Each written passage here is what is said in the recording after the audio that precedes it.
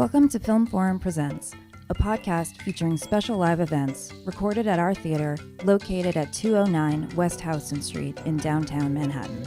In this episode, Film Forum presents Victoria Riskin, author of Fay Wray and Robert Riskin, a Hollywood memoir, a new book about her parents, actress Fay Wray, most famous for King Kong, and Robert Riskin, screenwriter of such classics as It Happened One Night, Mr. Deeds Goes to Town, and Lost Horizon.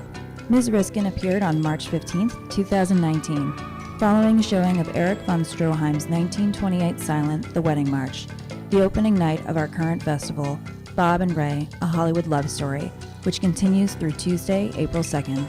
Victoria chatted with the programmer of the festival, Bruce Goldstein, and here's Bruce to introduce the podcast.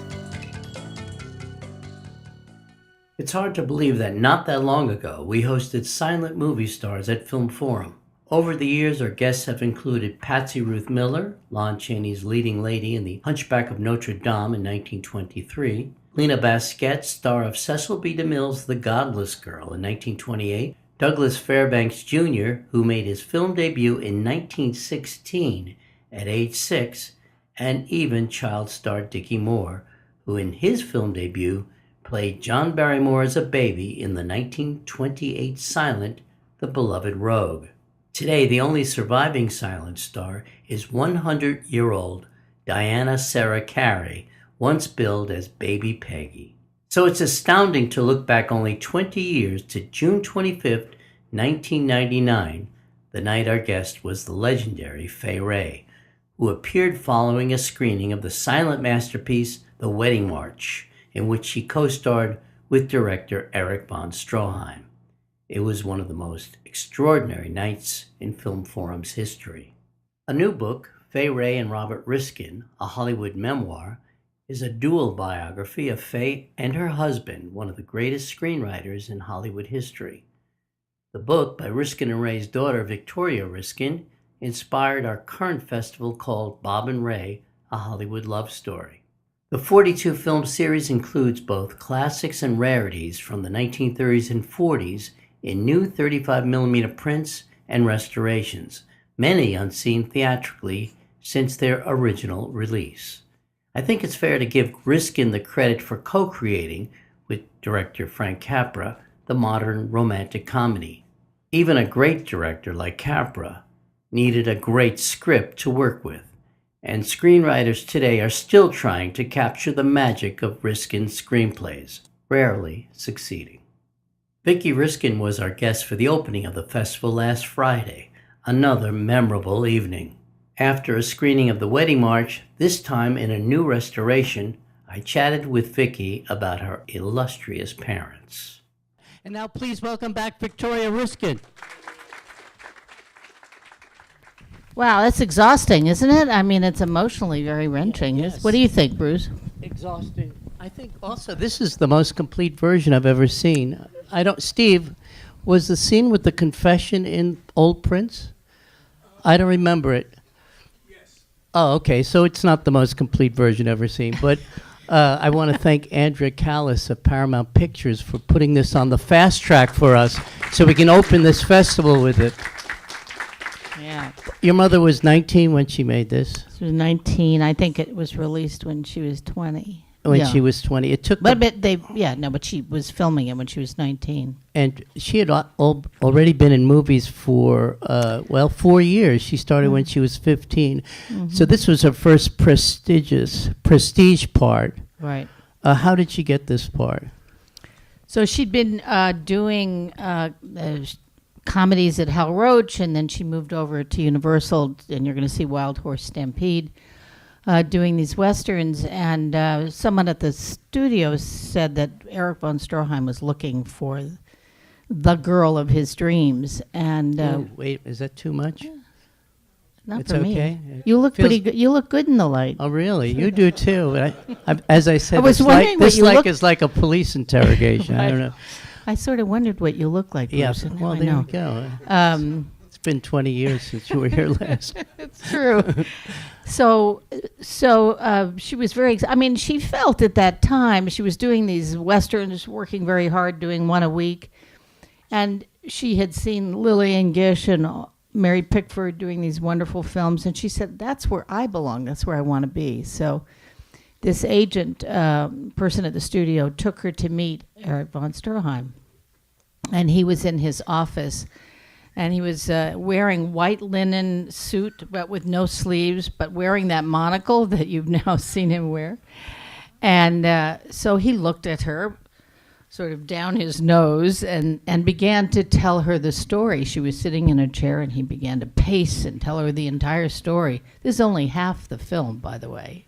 She wanted to let him know with her expressions that she understood everything he was saying and that she thought it was a wonderful story. And but she didn't say anything, just listened. And then he said, well, thank you very much. And he walked her to the door. And he turned to her and said, well, thank you, goodbye, Mitzi. And she assumed that meant that he had the part, that she had the part. And she burst into tears and hugged him and said, oh, thank you. I promise I won't let you down. And he sort of stiffened up and he said, well, I guess I can work with you. So your mother was 19 and she was infatuated with him, wasn't she, according to your book? Well, she was in love with him as a master artist. And then at one point, he didn't want her to be on the set because they were doing the brothel scenes. And he felt she was too young and innocent to be around for that.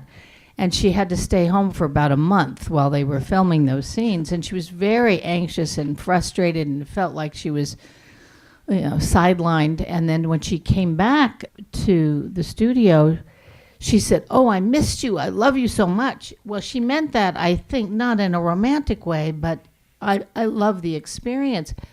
Well, he pushed her up against the wall and tried to kiss her, and then tried to create little little private meetings. And he said, come to my office. And she just didn't show up, and he was very angry. It created a lot of tension between them. But finally he got over feeling rejected and they went on working very effectively together. But she was just a 19-year-old girl, so it was Me hard. Too, 1928. That's pretty much what it was, yeah. You say this is not the complete film. This was the version released in the U.S. Mm-hmm. He had envisioned what else is new with Von Stroheim. He had envisioned a much longer film, and he actually made a second part called The Honeymoon, which was released in Europe only. I think it's lost now. It was burned accidentally at the Cinémathèque Française. Yeah, at Cinémathèque Française. But actually, what happened was the film was taken away from him because you can imagine how expensive that was. It's an extraordinarily elaborate. Like they didn't learn from his earlier work. I don't understand that.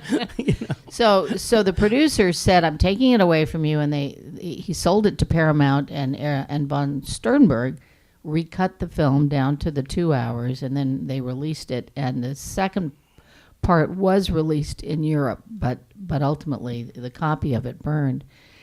But as she said, the music stopped the day. She never got to say goodbye to him. That was it. They took the movie away and recut it.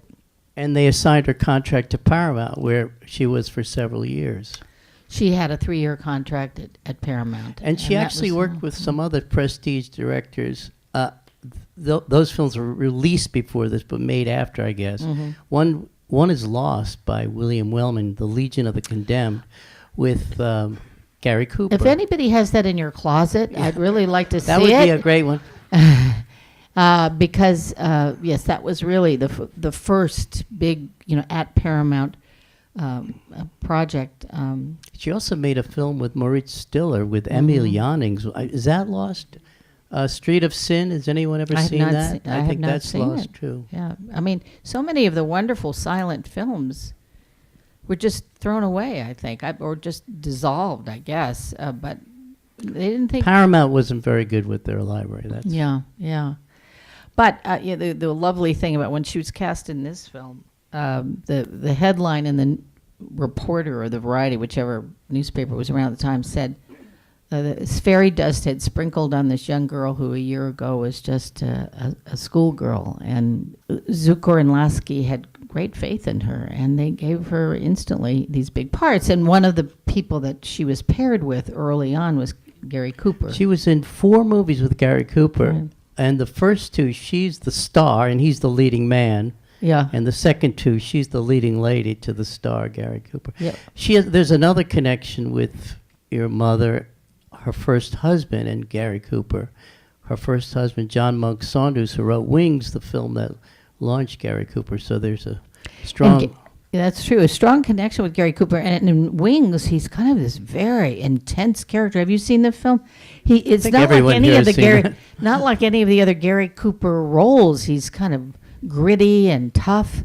I always think of him as such a big, sleepy, kind of wonderful character. He's otherworldly in Wings. He's kind He's of... otherworldly, Yeah, yeah. He's quite very good. impressive debut. Yeah. So let's talk a little about John Monk Saunders, your mother's first. Mm-hmm. By the way, your mother seems to always have been involved with writers.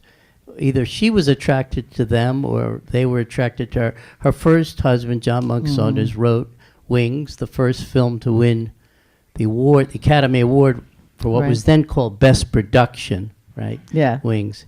And she was at the first Academy Awards That's right. banquet, wasn't she? And she was. She was. A little bit of a story that's in the book, but he was her first husband, who was John Monk Saunders, was very handsome. He was an Oxford scholar. He was a wonderful writer. He wrote a lot about aviation. He had been a pilot himself and was very upset that he never got to go off to combat, because that's what heroic people did. I sort of thought he was lucky, but he didn't think so. But he was seeing Jessie Lasky's wife quite seriously. And While he was married to your mother. well, before, Oh, okay. and then during, not so much after. But he was going to take Bessie Lasky to the premiere, and said to my mother, they were then engaged, "Do you mind if I take Bessie Lasky?" And she said, "Yes, I do mind. I really do." That was a sign that things. But she thought that the writers were the most interesting. They were smart, funny, well-read. I mean, she just thought they were on a pedestal in a way.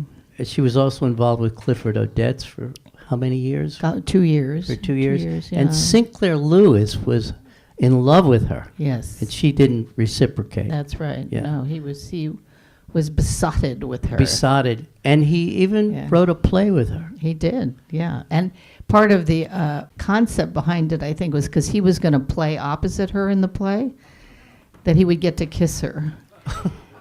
And I can't remember who it was, said, "Oh, don't be ridiculous. She wouldn't ever want to kiss you." It's like the guy in the movie. Yeah. But The name of the play is Angela at 21. That's right, Angela at 21. It was actually made into a movie also. I never saw the movie. Donald O'Connor, yeah.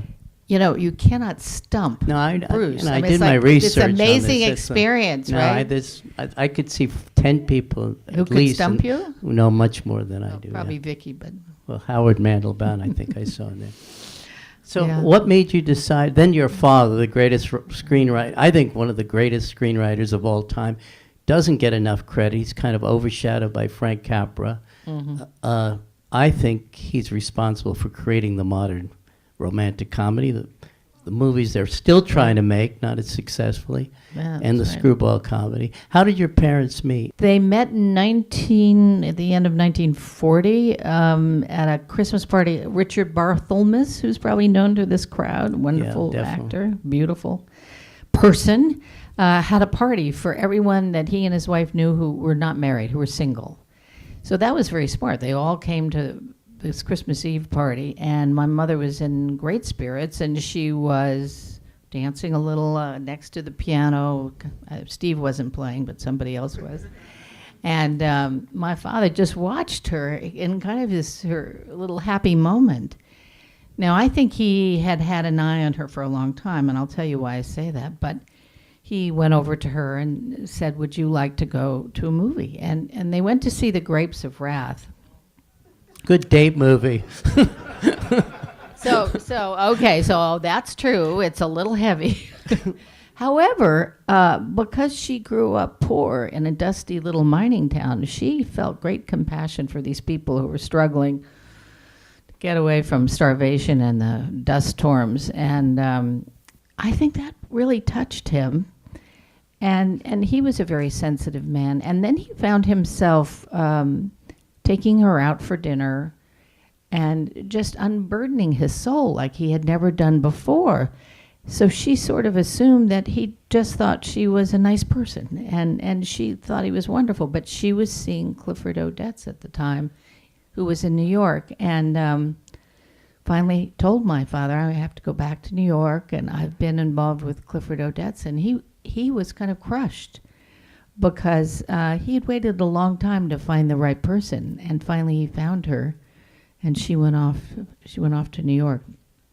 But later, when he had a stroke about 8-9 years after they married, and in his kind of struggling to find his voice through the stroke, he said to her, she said, "Bob, can you see me?"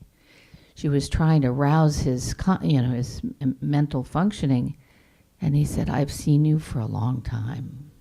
So I felt at that moment that he had watched her even before that night that she was dancing at the party, at the Barthelmess party. That's the way I interpret it. Now, that might just be my imagination, but I'm sticking with it. I'm amazed it took them so long to meet, because they ran in the same circles. She had made a film with Capra. She was a friend of Joe Swerling and his wife. She made a movie with Glenda Farrell, who's your father's girlfriend. They were dating at the time. Mystery of the Wax Museum. Yeah, my father was dating Glenda at the time. I have this picture of the two of them just missing over about 5, 6, 7 years. She did briefly have a conversation with him when he was doing Lost Horizon to say, "Do you think you could put in a word for me with Frank Capra? Because I'd love to be in that film." But it was just a little moment. But there were so many times she worked a lot at Columbia, and he was at Columbia. And he was at Columbia. So I had this picture. He wrote a film. She was in 1934, Anne Carver's Profession. That's right. And they never met. But I have this picture of her driving onto the lot and his driving off the lot. Just barely meeting dozens of times. But she knew his writing from Anne Carver's Profession, and she admired him. So that was a good setup for them ultimately getting together. And it was a small town, and there were lots of parties and people at each other's homes. So it is kind of remarkable. However, as she used to say, things always work out for the best, and maybe that was for the best because she was married to John Monk Saunders. She had a hard time after. Yeah. She had some hard times in her life after John Monk Saunders. She was escaping him, really, wasn't she?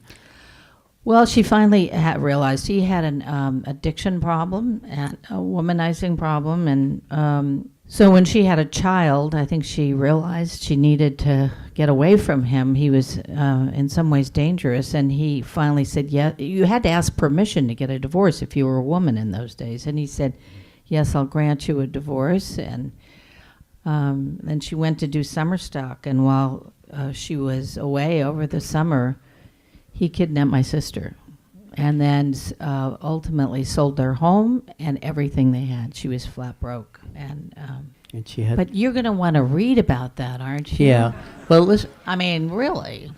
Vicki, we have some family photos I want you to narrate, gosh, really? Okay? This is where your mother sat 20 years ago. This seat. She loved coming to the the old Forum. seats, anyway. These are the new seats. Okay, the first slide. Well, that's my mother as a baby. She was a cute little girl. She looks the same in the Wedding March, don't you think? That same. Now, this is hand-colored, but she did have blue eyes.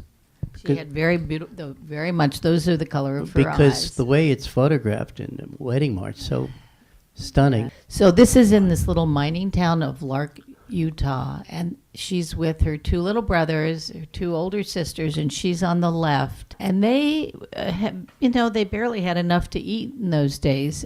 The two little boys, you can see, they're hellions. You can see that right away. And her older sister she adored and was a very beautiful young girl. I think she's probably about 8 years old there, yeah. She was born in Canada and a child of Mormon pioneers. And would you call her a pioneer woman, maybe the last generation? I think she had a kind of pioneer resilience, no question, more so than anyone else in her family, actually. Her grandfather was a very famous Mormon pioneer. He was. What was his name? Daniel Webster Jones. Oh, there you go. This I found, it's a stereopticon slide, is it not? Yes, and she's doing a rehearsal for a play in Hollywood. I think she's probably about 17, 16 or so, probably a high school play. I'm not sure whether this is a William Mortensen This is photograph. a Mortensen, yeah. It has all that very stylized look, and she came to Hollywood and was with a young man who was a photographer. She was 14 and he was 21, and he thought she was very beautiful, and he brought her to Hollywood, and he took lots of photographs of her, most of which were destroyed by her mother later on. But the ones that exist are really phenomenal. He was a extraordinary photographer. This is kind of nice, but he did very stylized things. It's taken around 1924, would you say? I would say, yeah. Shortly after this, she got a contract with Hal Roach, and she appeared in Hal Roach comedies with Charlie Chase and others. This is my mother with her sister on location, and they're playing silly cowboys and Indians. Did her sister get picture work too? A little bit, yeah.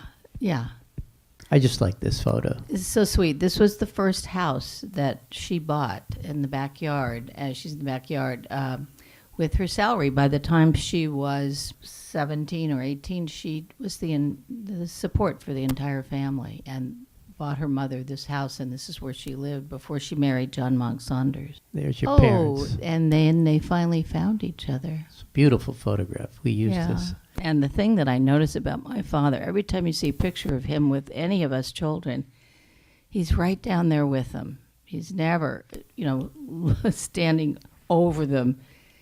My brother was quite a genius, and I'm sure a delight for my father. That's your older brother, Bobby. Right. Who now owns a famous guitar store in Los Angeles. Very famous.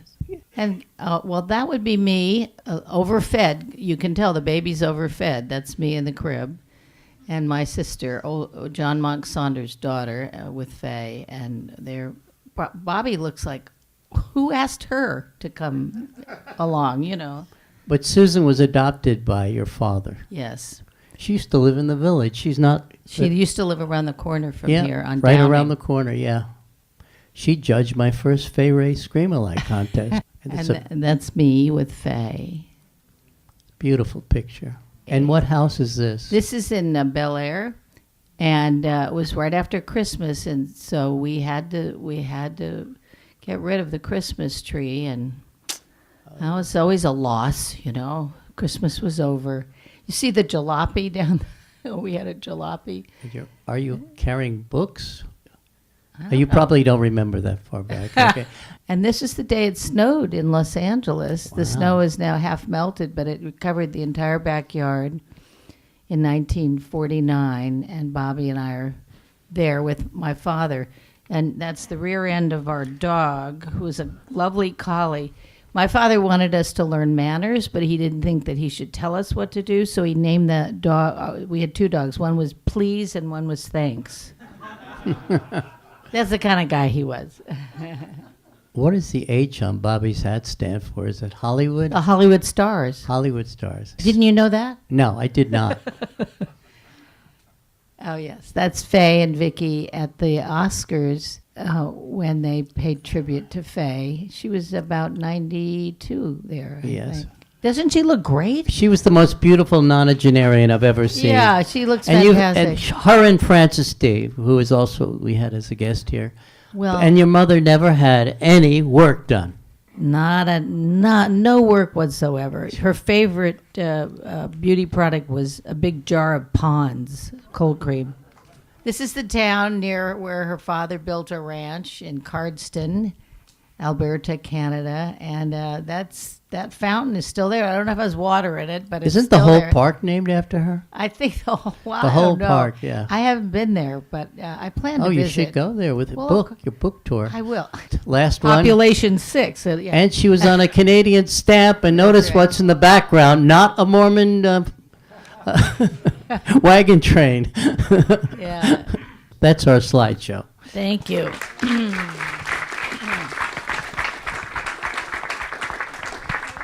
So should we just wrap it up and say thank you to Oh, the actually, I have a few more things. Oh, my gosh. Don't leave yet. The best is yet to come.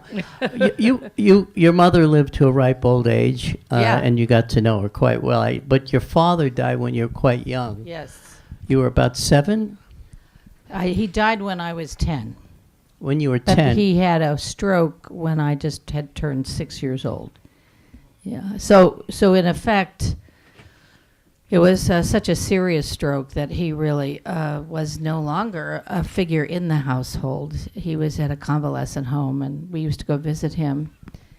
And I made up a story that he had gone to the south of France, and I would go there and I would find him.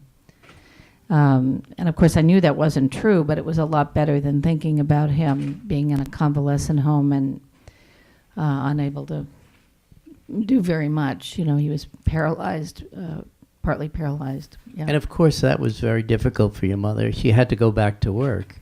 And she had went pretty back, much yeah. retired when she got married, yes? That's right. She had retired. She went back to work in television, and it was the heyday of just beginning. You know, She the was on a series, which I never saw, called Head of the Family. Pride of the Pride Family. of the Family, yeah.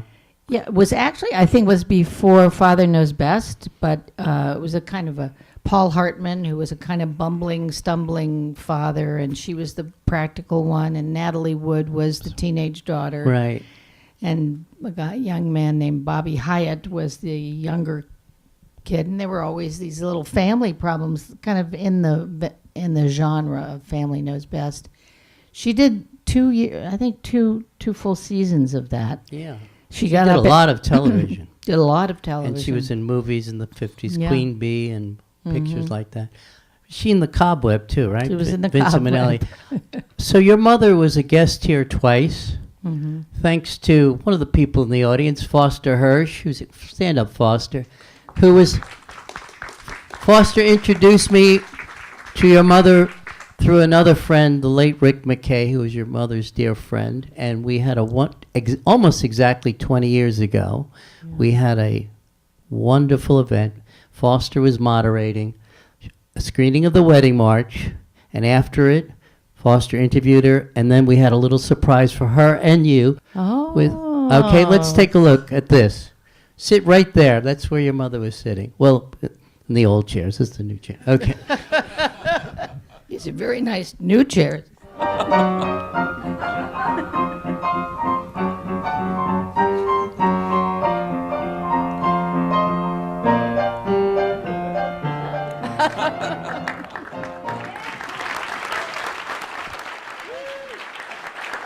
What a wonderful audience.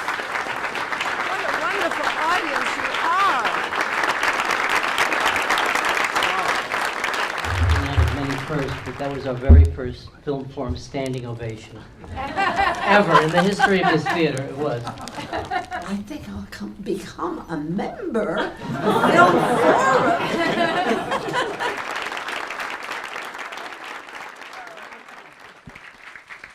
That was Fay. So I have a postscript to this. A week later, we get a check in the mail for a membership. I don't know what the level was. And our bookkeeper calls me up and said, some prankster sent a check. It says it's signed Fay Wray. She sent us a check and she became a member. Oh. And I could say she's the most All right, iconic Bruce. member we ever. I'll become a member Yeah. too. Well, No. it's okay. It's okay. Thank you, Victoria, so Thank you, much. Bruce. Thank This you is to beautiful. Vicki This is Wilson wonderful. and Kathy Zuckerberg you. of Random House. Thanks for listening to Film Forum Presents. If you like what you just heard, please be sure to subscribe to get future episodes and rate and review so that more movie lovers can find us. Film Forum is an independent nonprofit cinema, and our doors have been kept open for nearly 50 years thanks to the invaluable support of our members and donors. please visit www.filmforum.org for details on membership, as well as information and showtimes for our current programming. See you at the movies.